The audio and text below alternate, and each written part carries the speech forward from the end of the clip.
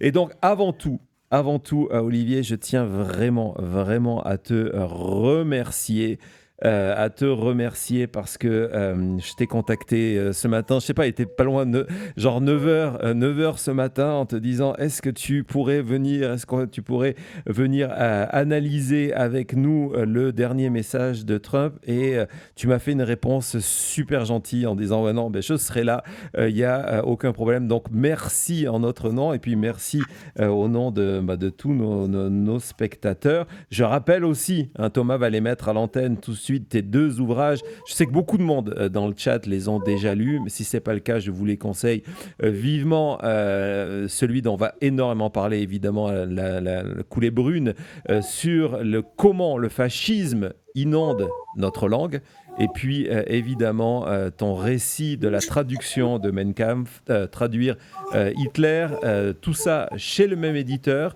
Donc voilà, vous savez ce que vous avez à faire après l'émission dans le chat. Allez acheter les ouvrages d'Olivier. Non seulement c'est des sujets extrêmement intéressants, mais c'est formidablement bien écrit. Ça se lit tout seul, hein. Ce sont des petits ouvrages vraiment clés pour comprendre le monde. Donc voilà, je t'ai présenté. Comment vas-tu? On va commencer par ça. Mais écoute, merci beaucoup d'abord, William, pour cette présentation digne d'une parade, je n'hésite pas à le dire.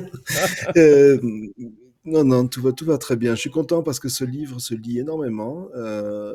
J'ai énormément de contacts, je n'arrête pas de voyager avec bon, voilà, ça fait partie des petits éléments qui me font dire qu'on n'est pas encore totalement mort, d'autant plus que j'ai pas mal de collègues qui font le même travail dans d'autres directions Mhm. qui connaissent à peu près le même accueil. Ouais, Voilà. et justement, lorsque tu dis que tu voyages pas mal, je vous invite aussi à suivre le compte d'Olivier sur Blue Sky ou sur X si vous n'êtes pas encore sur Blue Sky, parce que justement, tu donnes tous tes rendez-vous pour les conférences, les signatures, etc., etc. Donc voilà, il y a Maxence qui nous dit que c'est acheté, ça y est, Ghislaine dans sa bibliothèque. Donc voilà, allez-y, achetez cet ouvrage-là. C'est important, hein, je vous le dis à chaque fois, de soutenir les auteurs, soutenir la presse indépendante, soutenir les gens qui font de véritables recherches. Avant de commencer sur ce tweet, justement, est-ce que tu peux nous parler de la genèse de Coulée Brune? Parce que c'est vraiment, on est absolument dans le thème de l'émission aujourd'hui. Est-ce que tu peux nous parler de la genèse du livre? Oui, oui, tout à fait. Il faut remonter un tout petit peu dans le temps avec Traduire Hitler, donc où je raconte ce qu'a été l'aventure de la traduction de ce livre monstrueux dans tous les sens du terme, et monstrueux aussi au niveau de la traduction, puisque c'est un livre totalement illisible. Mais à l'époque, j'avais déjà posé un certain nombre de questions sur la nature de cette écriture, justement. Pourquoi est-ce qu'elle est illisible? Est-ce que c'est par incompétence ou est-ce que derrière, il y a autre chose? Euh, Question à laquelle j'ai toujours pas de réponse définitive. Simplement, je remarquais que la confusion du discours, notamment chez les apprentis dictateurs, était quand même un grand classique. Et il leur permettait en fait de faire passer beaucoup de choses dans une espèce de soupe langagière qui leur permettait derrière, une fois qu'ils avaient tenu de grands discours apparemment logiques, qui ne le sont pas du tout, de faire passer des solutions simplistes du type on est chez nous, hein, pour rester en Mhm. France. Voilà. Et bon, j'ai travaillé avec ça et puis j'ai essayé d'écrire tout ça et quand j'ai écrit la fin de mon livre, on était au début de la campagne présidentielle en France. Et là, j'ai entendu des mots qui ressortaient alors, soit sur le fond, soit directement de Mein Kampf. J'ai entendu parler de remigration, on va peut-être en parler ce soir, parce que c'est dans le fameux Trump de Trump. J'ai entendu parler de gens qui devaient changer de prénom, etc. Et tout ça, j'en sortais. C'est-à-dire que moi, j'avais passé 7 ans avec ce vocabulaire-là. Je savais bien qu'il s'était répandu, mais je pensais pas qu'il allait ressurgir dans le débat public officiel Mhm. aussi rapidement, et notamment dans une campagne électorale en République française. Ça m'a beaucoup choqué.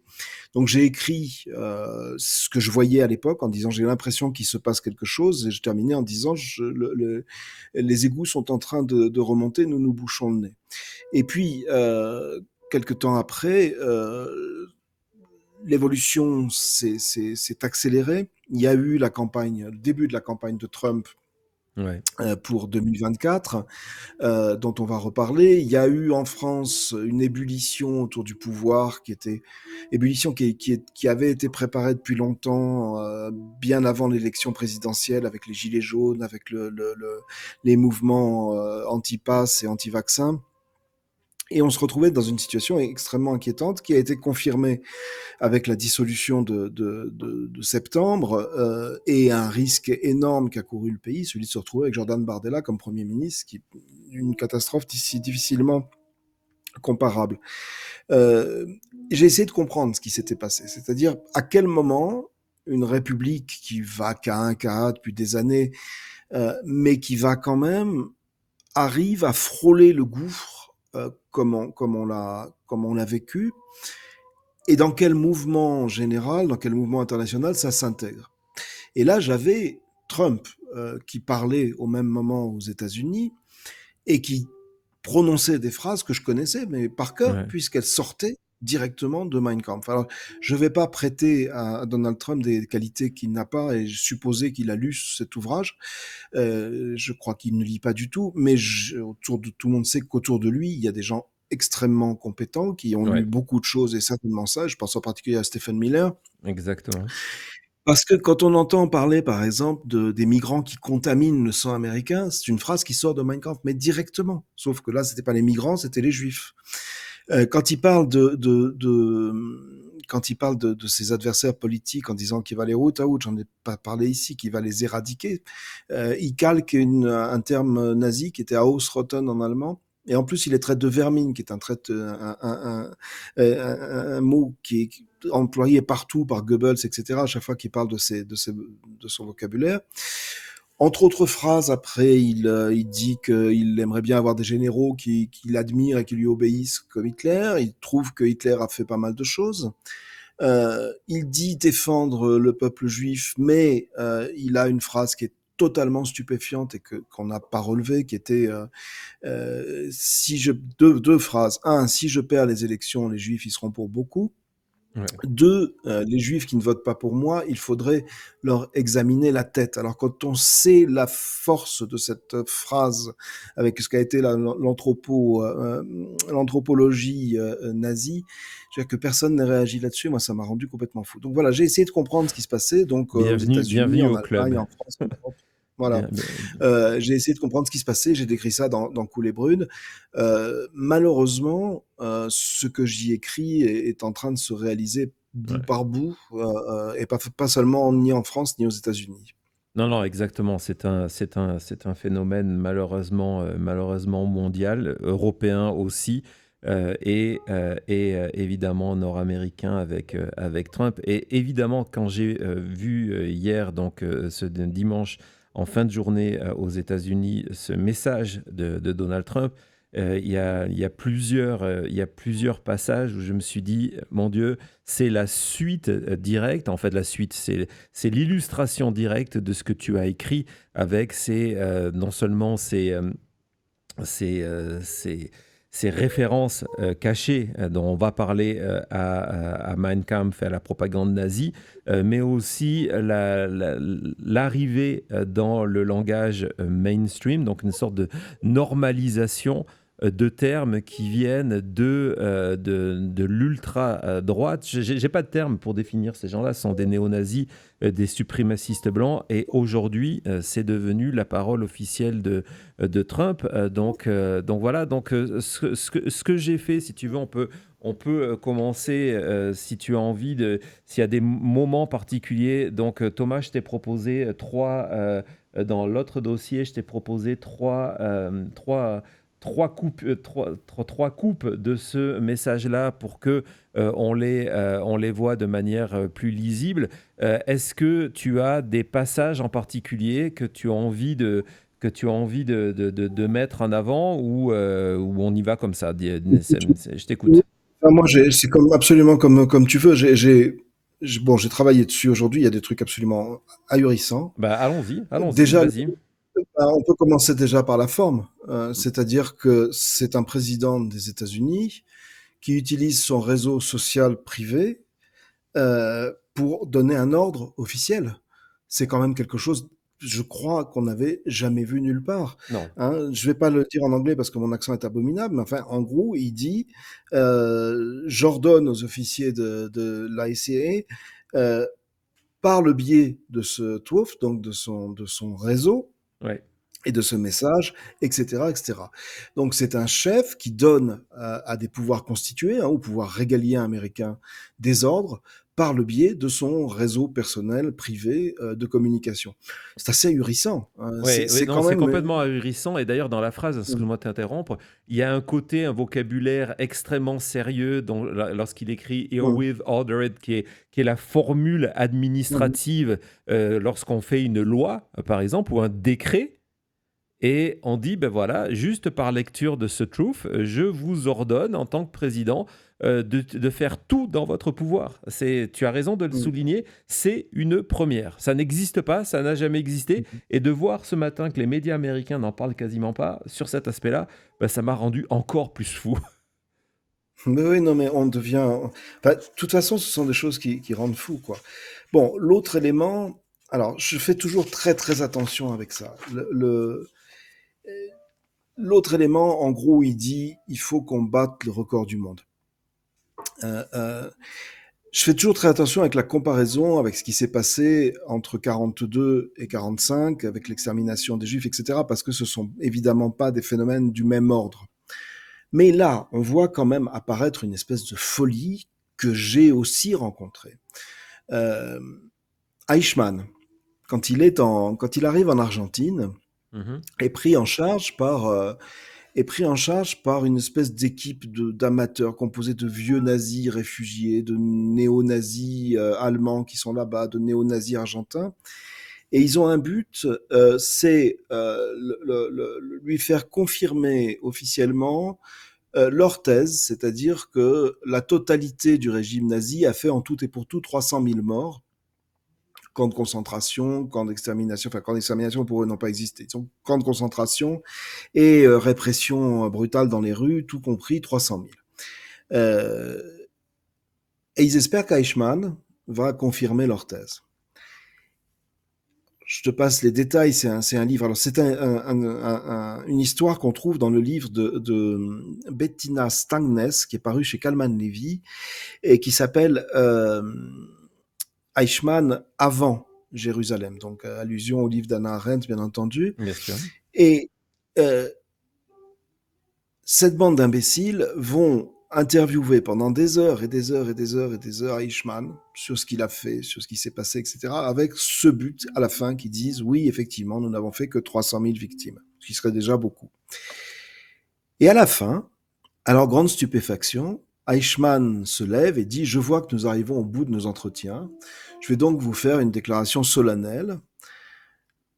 Le massacre que nous avons préparé, il ne prononce pas le mot, l'élimination que nous avons effectuée des Juifs a fait plus de 6 millions de morts, il le dit comme ça. Mais nous avions un goal, hein, un but, c'était d'atteindre les 10 millions. Et on est dans le même délire.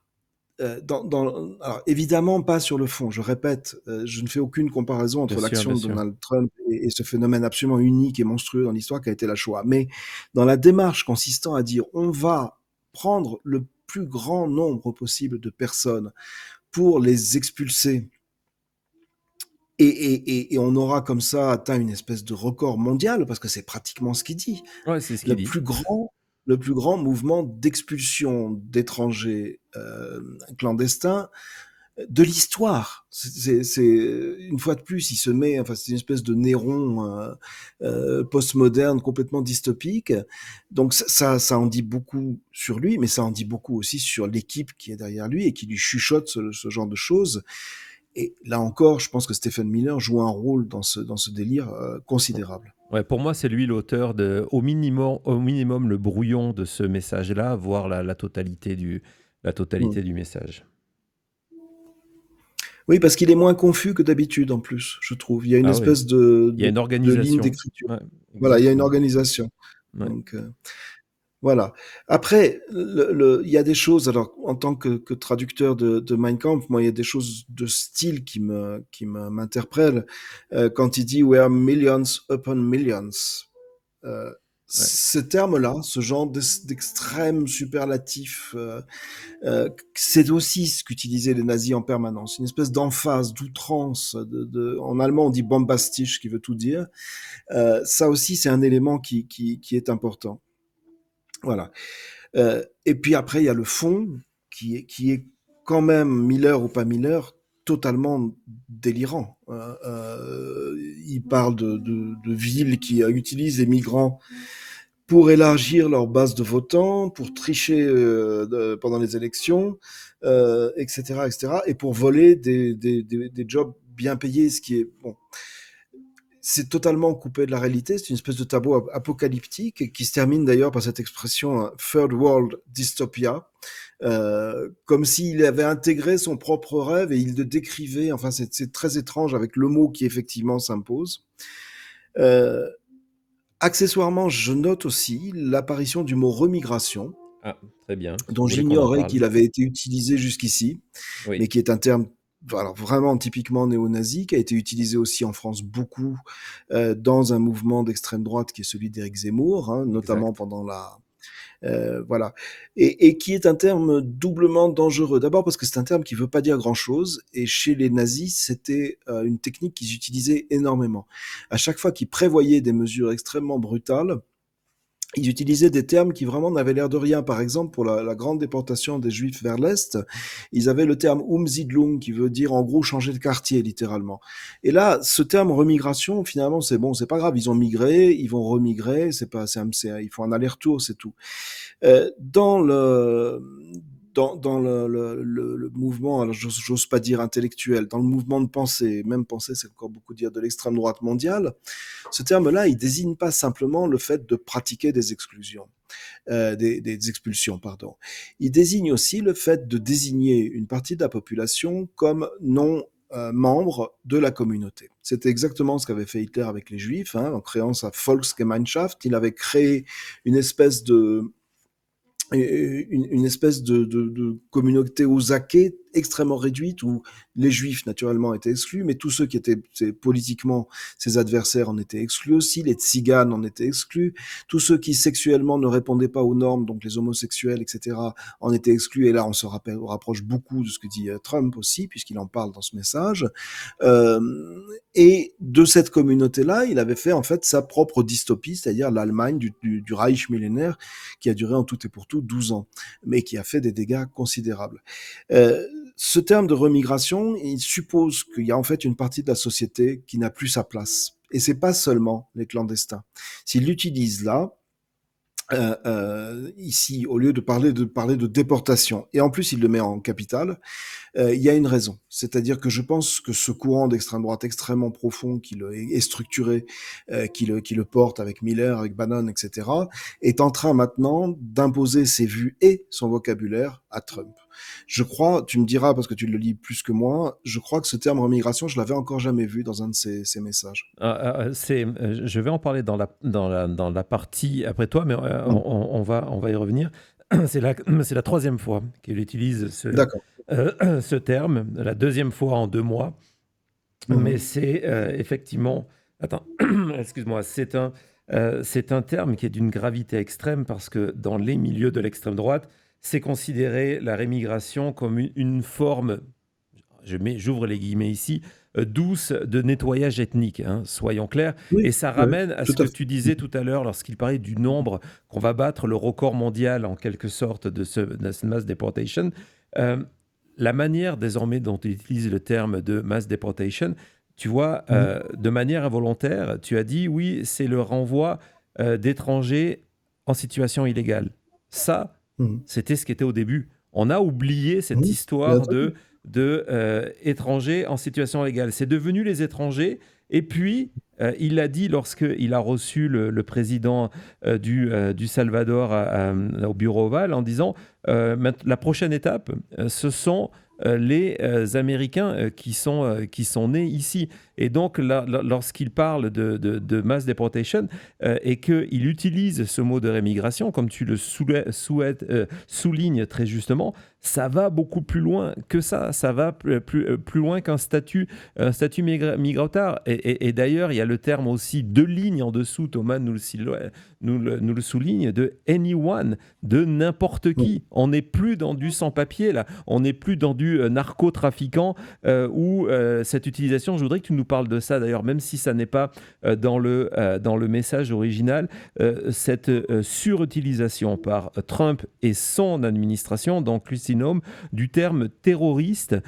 pour désigner justement les cibles de ce mouvement d'expulsion massive. Moi, tout de suite, quand j'ai entendu ce terme de terroriste, ça m'a ramené justement à Mein Kampf et tout ça. Est-ce que tu as quelque chose à nous raconter sur ça? Alors, le terme de terroriste, en fait, il est utilisé par les Allemands, notamment contre la résistance européenne, pour désigner les résistants, hein. C'est une manière de les désigner. Dans Mein Kampf, le terme n'apparaît pas, il s'en sert pas du tout. C'est même plutôt le contraire parce que pour désigner un bon Allemand nazi, en fait, il utilise le terme fanatique, c'est-à-dire qu'il l'inverse, il en fait quelque chose de positif pour dire qu'effectivement, ces militants doivent être des fanatiques. Il dit à plusieurs reprises qu'ils doivent utiliser tous les moyens possibles et il utilise tous les moyens possibles parce que la montée d'Hitler au pouvoir en gros, entre 1929 et 1933, elle se fait d'abord et surtout par la violence dans la rue, avec des gens qui sont tués, mais vraiment régulièrement. Il y a des centaines de morts dans les rues allemandes, et son mouvement en est très largement responsable. Euh, on arrive avec une armée privée qui est la SA de 100 000 personnes avant 1933. C'est un mouvement énorme et ce sont des gens qui ont des pistolets, qui ont des fusils, qui ont des pistolets mitrailleurs, qui sont organisés comme une milice militarisée et donc ils sont extrêmement dangereux. Donc en fait les terroristes c'est eux, très clairement. Oui. Et après, ce terme va effectivement apparaître dans la propagande nazie dans les pays, et notamment en France, hein. Tous les résistants sont désignés comme des terroristes parce qu'ils utilisent les moyens du bord, c'est-à-dire qu'effectivement ils tirent sur les soldats allemands sans être eux-mêmes membres d'une unité militaire, parce qu'il y a pratiquement plus d'unité militaire légale en France et que celle qui reste est aux ordres de l'occupant. Donc ils vont utiliser ce terme-là. Après, le terme de terroriste, il a toute une histoire dans le monde moderne, hein, donc il concerne essentiellement on va dire globalement les mouvements de revendication du monde arabe et notamment palestinien. C'est comme ça qu'on le désigne, au point qu'en France aujourd'hui, on n'est pas terroriste si on n'est pas affiliable à un mouvement djihadiste. Et on a très bien vu avec les deux meurtres qui ont eu lieu aussi il y a Mhm. 48 heures aux États-Unis que ce terme n'a jamais été employé. Or, c'est du terrorisme pur là pour le coup. L'assassinat d'hommes et de femmes politiques au nom d'idées qui sont d'ailleurs assez floues, c'est du terrorisme pur, mais on n'emploie pas ce terme-là parce que le terrorisme blanc, d'une manière générale, n'est pas quelque chose qui a été intégré par l'extrême droite, donc pas par Trump, et en France, pas par non plus nos hommes politiques. Je veux dire, on a eu des meurtres tout récemment encore. Un type complètement imbibé d'idéologie néo-nazie a tué un malheureux Tunisien qui habitait à côté de chez lui et blessé grièvement un autre. Personne n'a parlé de terrorisme, alors que quand un gamin de 14 ans sort un couteau dans un collège, ce que j'approuve évidemment pas du tout, vous avez immédiatement les chaînes de Monsieur Bolloré qui parlent d'un nouvel attentat terroriste. Donc il y a deux poids, deux mesures, et ça vaut aussi pour Trump, qui évidemment, je l'ai dit tout à l'heure, pousse ses adversaires politiques dans le camp des réprouvés, ce qui est extrêmement grave, parce que ça, c'est la fin de la démocratie. Et d'ailleurs, il y a une phrase. D'abord, il parle de Radical Left Democrats, qui est quand même, il faut quand même trouver l'extrême gauche au sein du Parti démocrate, il faut quand même la chercher assez loin. Ouais. Et puis, il lui prête des intentions, enfin, détruire les centres-villes. C'est il y a une diabolisation de l'adversaire politique modéré, parce qu'il y a aussi des gens qui le sont moins aux États-Unis, qui est extrêmement dangereuse. S'il a plus personne en face de lui pour discuter simplement parce qu'il les aura traités de terroristes, de destructeurs et de nuisibles, euh, une démocratie peut pas fonctionner comme ça et on peut craindre que ce soit aussi ce qu'il cherche. Ouais, c'est exactement, tu fais bien de le souligner, ce sont ces trois lignes-là, cette phrase où, et là, je pense qu'on est dans le coup, dans des techniques qui ont été utilisées par les nazis, d'expliquer que les démocrates, dont sick of mind, donc ils sont fous dans leur tête, ils détestent, hein, le mot hate, c'est quand même extrêmement violent. Ici, c'est utilisé au départ justement pour les crimes racistes en plus, hein, les crimes de haine, par exemple. Donc, ils détestent notre pays et dans la réalité, ils veulent détruire nos villes et ils sont en train de le faire. Mais cette utilisation de dire que voilà, ton adversaire, non seulement ce sont des radicaux extrémistes, mais qui en plus de ça sont des malades mentaux profonds, extrêmement graves et dangereux, c'est une préparation, pour moi, je ne sais pas ce que tu en penses, à la justification du pire. Toutes les dictatures ou pré-dictatures fonctionnent comme ça. Elles ont besoin d'un ennemi euh, et elles ont besoin de déshumaniser, déconsidérer totalement leur ennemi pour fonctionner. Les nazis, c'était Hitler. Je veux dire, Hitler, pour Hitler, c'était les Juifs qui lui a servi du début de sa carrière politique jusqu'à la fin d'exutoire, de bouc émissaire, etc., puis de cible vivante, hein, parce que derrière les mots et derrière les intentions, il y a toujours, les gestes et les actes qui suivent et les crimes. Euh, ces mouvements fonctionnent tous, sans exception, tous, sur la paranoïa. Trump n'arrête pas de dire que les États-Unis ont des ennemis partout, que l'Europe, alors je vais juste prendre un exemple tellement grotesque, que l'Europe a été créée pour embêter les États-Unis, alors que les États-Unis ont activement pris part à la création de la communauté du charbon et de l'acier, puis à la création de la communauté européenne, parce qu'ils y avaient tout intérêt. Ils ouvraient un marché qui pouvait infiltrer plus facilement, avec des zones de vente beaucoup plus importantes. Donc les États-Unis ont toujours soutenu l'Europe. Et Trump nous explique qu'en fait, non, c'était pour nous embêter. Et puis, le monde, d'une manière générale, en veut aux États-Unis. Les terroristes sont susceptibles de venir sur le sol américain par le biais des aliens, des étrangers, etc., etc. Et donc il y a cette idée qu'il faut rassembler un noyau du peuple américain, qui là est très clairement, et ça transparaît aussi dans ce texte, le noyau des WASP, hein, des protestants blancs américains, autour d'idées très simples, très brutales, qui sont toutes présentes dans ce texte-là, qui est un texte en fait de campagne politique, de campagne électorale pratiquement. Les étrangers sont dangereux, on veut nous imposer des transgenres partout, qui sont en train de pourrir notre société. Et là, la comparaison avec Mein Kampf, elle est flagrante. C'est-à-dire qu'il y a tout un passage sur la sexualité dans Mein Kampf où Hitler développe sa haine des homosexuels, sa haine de ceux qui ont une autre sexualité.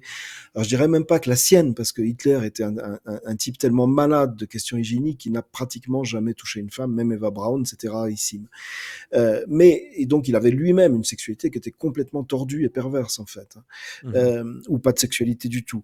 Mais dans son esprit, la sexualité jouait un rôle majeur et il la développe abondamment dans Mein Kampf, où sa thèse du grand remplacement, qui s'appelle pas comme ça, mais c'est vraiment ce que ça veut dire, passe par exemple par l'idée que les jeunes juifs masculins viennent contaminer les jeunes allemandes pour créer de nouveaux juifs métis. Voilà, ça fait partie typiquement de ce corpus de pensée biologico-fascisant que véhicule Mein Kampf et qu'on retrouve ici d'une certaine manière, c'est-à-dire l'idée qu'il y a une catégorie de la population américaine qui a droit à la tranquillité domestique, hein, pour reprendre son terme, et que rien ne doit la troubler.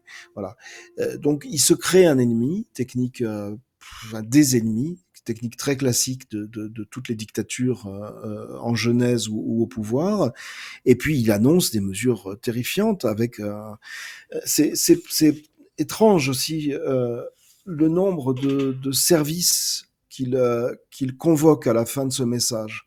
Parce qu'il n'y a pas que l'AIC, il y a le Mm. FBI, le DIA, l'ATF et les patriotes du Pentagone. Alors ça, Ouais. je trouve cette expression absolument extraordinaire. Qu'est-ce que Ah, ça veut dire? elle Il y est aurait des... glaçante, hein. Au lieu de dire l'armée, c'est les patriotes. Donc Ouais, il y a un choix.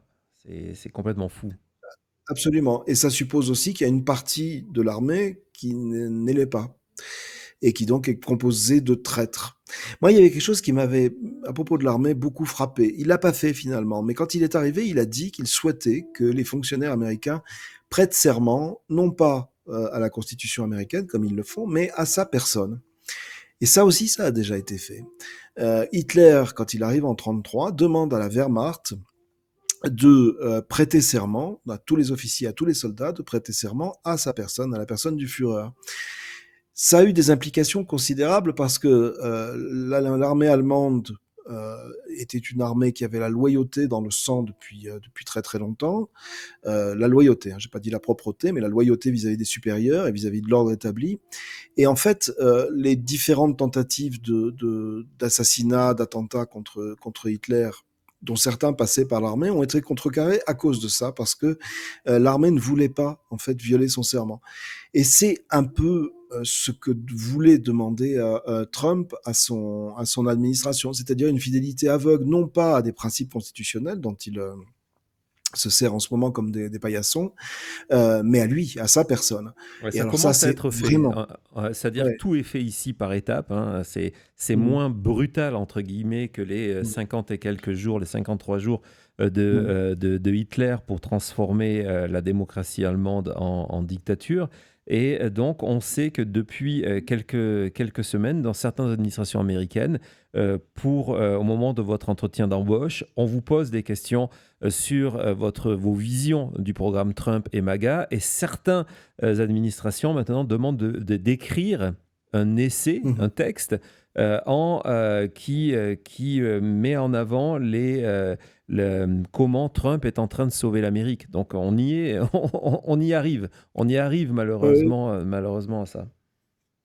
Alors on est entre, parce que bon, évidemment ma référence de travail, moi, c'est Hitler, mais enfin on est aussi proche de la Corée du Nord dans l'approche des problèmes, hein. Il a toujours eu une grande admiration pour Kim Ouais. Il-jung, dont il trouve que c'est un homme qui sait maîtriser son peuple. Bon, tout ça est aussi un peu dérisoire parce que moi, j'ai bien vu. Là encore, je pense que Stephen Miller joue un grand rôle là-dedans et je pense qu'il a une très bonne connaissance de l'histoire allemande. Hitler, il a mis exactement 50 jours pour mettre à genoux la République de Weimar, casser sa constitution, supprimer les contre-pouvoirs. Et je pense, moi, quand j'ai vu la manière dont il procédait au début, j'ai vraiment été persuadé qu'il s'engageait dans un processus de ce type. Il y a quand même des choses qui ont pas mal tenu, pas la presse malheureusement, ou très peu, même si ça va mieux maintenant, mais la presse a cédé très rapidement, je trouve, et Ouais, je trouve ça assez inquiétant. En revanche, les juges ont tenu. Et pour donc l'instant. le contre-pouvoir principal, pour l'instant, les juges ont tenu alors qu'ils ont subi des pressions absolument monstrueuses, hein, jusqu'à des arrestations au tribunal. Voilà, donc je pense que ça, il a raté, et qu'effectivement, comme tu le dis, ça va se passer plus discrètement, plus calmement, mais on est sur la pente, enfin, pour moi, il ne fait absolument aucun doute qu'on est sur la pente d'une dictature rampante, et qui pourrait devenir une dictature beaucoup plus violente à la première occasion.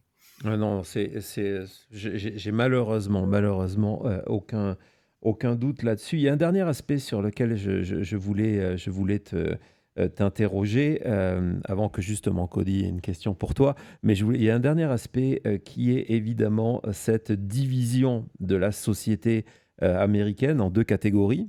Donc les villes de la racaille, les villes des démocrates, les villes des terroristes, des détraqués, etc., etc.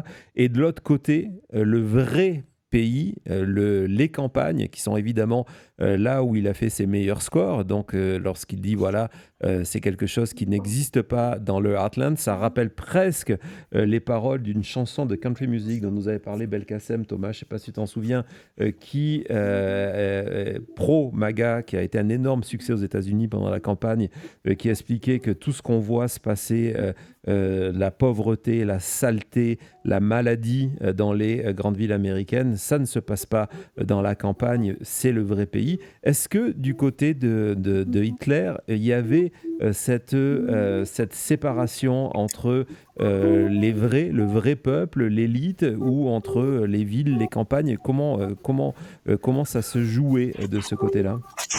Oui, oh, c'est très semblable. Effectivement, il faut souligner simplement dans ce message. Donc, il parle de Real Americans avec le Real en capital, qui est Ouais. quand même Les assez vrais frappant, comme Américains, s'il y ouais. avait.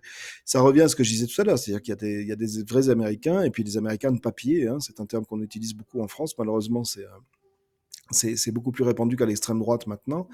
Et oui, ça renvoie à cette espèce déjà de culte des campagnes qui correspond, pour autant que je le sais, à son électorat, hein, donc qui est beaucoup plus rural qu'urbain. Mais il y a autre chose, et ça, on revient directement à Mein Kampf. Il y a un très très profond mépris des villes. On parlait les nazis parlaient, par exemple, pour désigner les écrivains d'opposition, d'écrivains de l'asphalte, opposés aux écrivains du terroir, de la glèbe, de la terre qu'on cultive.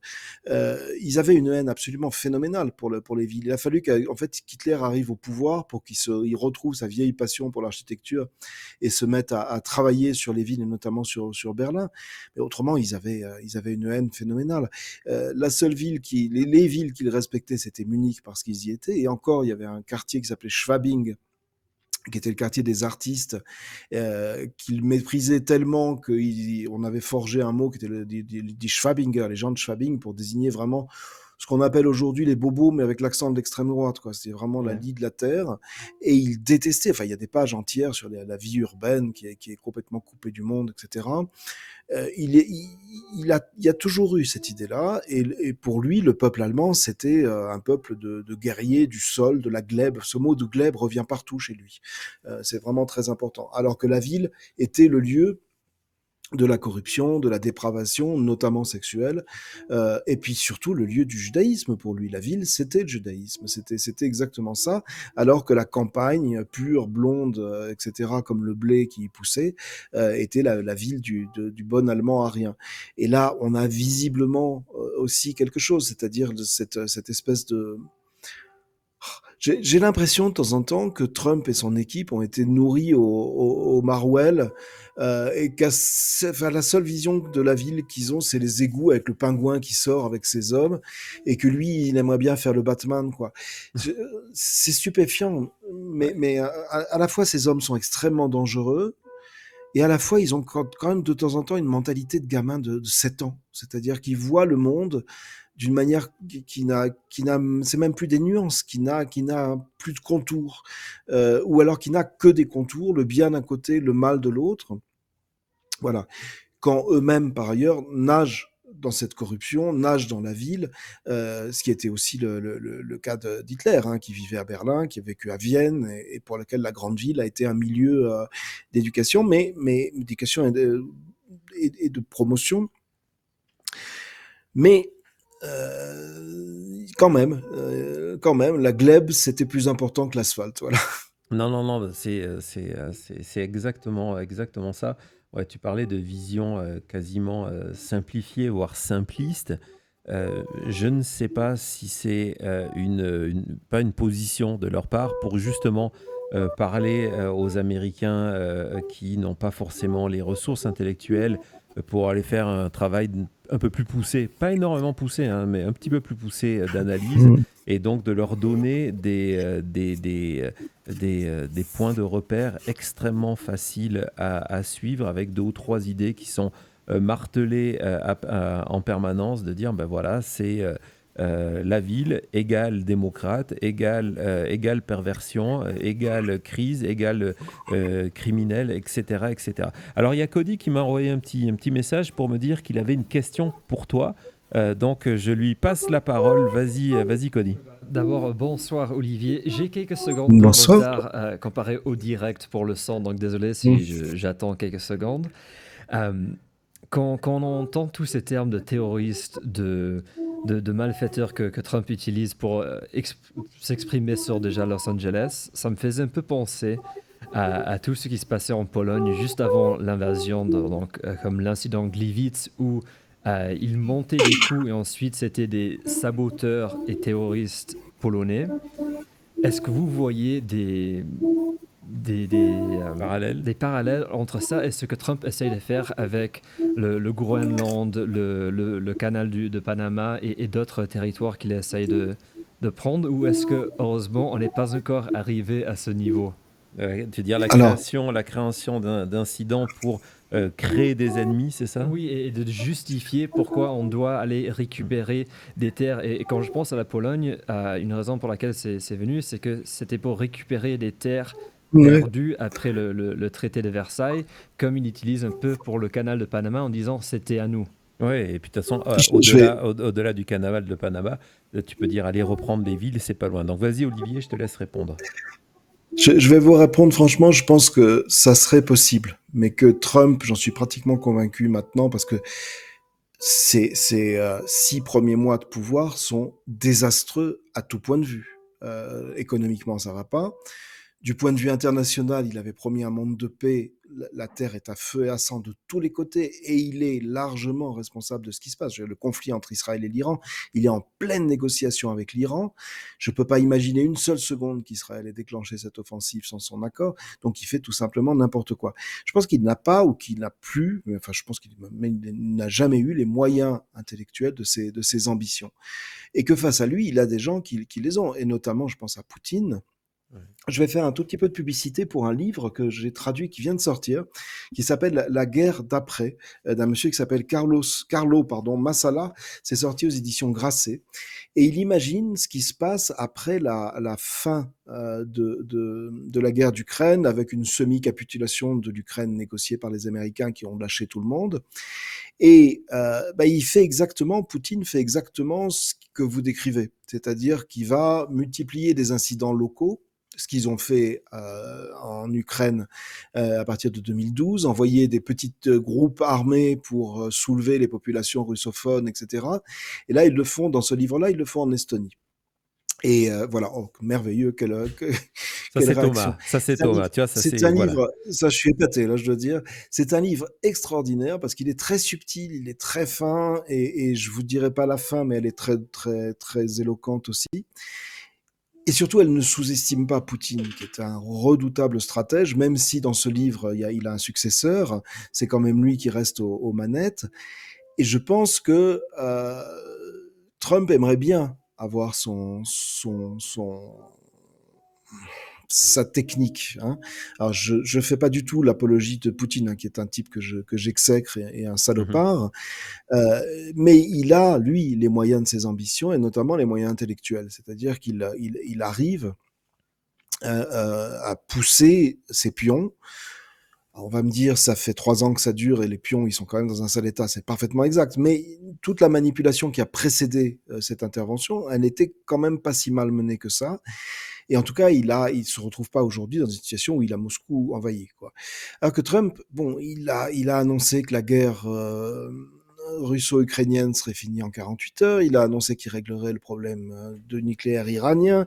Il a annoncé donc que il allait convaincre, par exemple, le Canada de devenir son 51e État chéri. Il s'est pris, alors on dit en France, on dit il s'est pris un vent qui était proche de la tempête. Ouais. Le Groenland, il a envoyé son fils qui s'est fait ridiculiser, enfin, qui a été obligé de payer des figurants locaux pour donner l'impression que quelqu'un s'intéressait à lui. Du point de vue des taxes douanières, c'est une catastrophe. En 6 mois, il a quand même raté tout ce qu'il était en train d'entreprendre. Il ne lui reste aujourd'hui que cet exutoire, pour l'instant, qui est la dénonciation des aliens. Et j'emploie le mot en américain volontairement parce qu'il veut vraiment dire ce qu'il veut dire. C'est pas juste les étrangers, c'est des autres. C'est ce qui n'est pas nous, ce qui n'est pas le vrai, le real American people. Et ça, c'est gravissime parce que là, on va dans une pente d'exclusion. Je répète ce que j'ai dit au début, qui est celle que je connais pour l'avoir beaucoup étudié dans mes traductions et dans mes livres. C'est une pente extraordinairement dangereuse. La seule différence majeure, c'est que on est au stade de l'expulsion, même si c'est une expulsion de masse. Il y a des choses monstrueuses qui se passent, hein, les déportations de type tondu, avec pieds et mains liés, c'est quelque chose qui, là encore, me rappelle des choses épouvantables. Les arrestations, on les voit, les manifestations. Il y a un véritable danger très réel pour la démocratie américaine. On n'est pas encore au stade où, dans le désarroi total, il se lancera soit dans une guerre civile interne, même s'il s'en donne les moyens en ce moment, ou dans une guerre extérieure, dont il a toujours dit qu'il ne voulait pas. Voilà, c'est à peu près la seule différence. Pour l'instant, les violences policières sont réelles, mais modérées. Il n'y a pas eu de mort, à ma connaissance, dans les manifestations. Non. Le jour où il va commencer à y en avoir, je crois qu'on pourra vraiment être très, très inquiet sur la suite. Ouais, il y a eu pour l'instant environ 500 arrestations du côté de Los Angeles.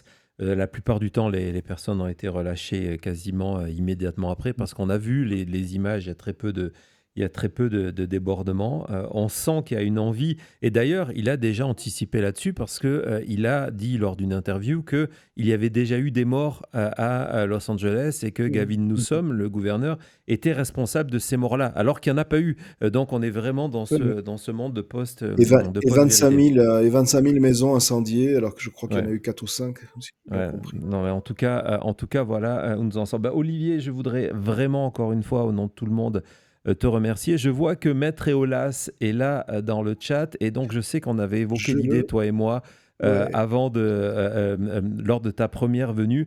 Il faudra vraiment, cher Maître, faire un sentinelle où on sera tous les trois ensemble. J'imagine on va se régaler. Donc, il faudra vraiment trouver le temps. Je sais que c'est la difficulté aujourd'hui, c'est de trouver le temps dans cette actualité non-stop. Tu vois, aujourd'hui, on avait prévu de ne pas faire d'émission, mais bon, finalement, on est là. Mais en tout cas, voilà. Donc, je vous invite, évidemment. Ah ben voilà, Maître Eolas, avec plaisir. Donc voilà, on va trouver ça, Olivier. Voilà, non, ça va être extraordinaire. Un très fidèle lecteur de Maître Eolas et en fait, moi j'ai fait des études de lettres et c'est avec lui que je fais en ce moment mes très maigres études de droit. Donc voilà. Formidable. T'as choisi le meilleur, donc ça va. Je pense. Je voudrais encourager tout le monde une nouvelle fois à aller te suivre, c'est le minimum syndical, comme on dit, d'aller te suivre sur les réseaux sociaux, que ce soit sur Blue Sky ou sur X, et puis évidemment de se précipiter sur tes livres. C'est important de soutenir ton travail. D'ailleurs, c'est pour ça que tu as les portes grandes ouvertes ici sur Maintenant Média. Donc, de lire Le Traduire Hitler, vraiment extrêmement intéressant sur le processus. On en avait parlé sur la difficulté de traduire, de mettre des mots sur l'horreur.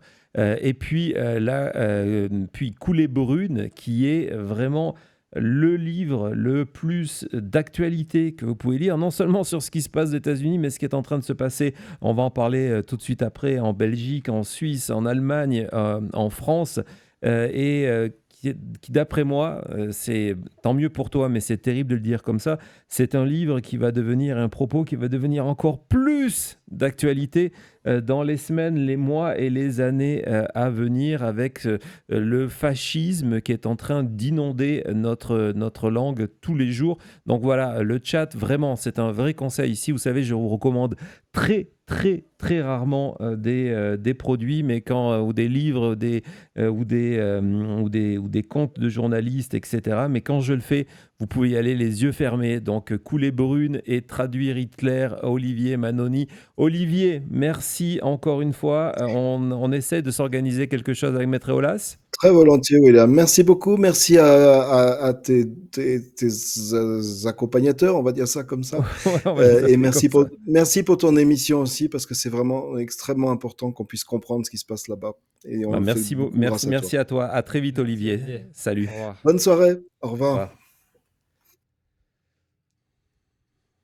Vas-y, Thomas, une petite pause et on se retrouve tout de suite après.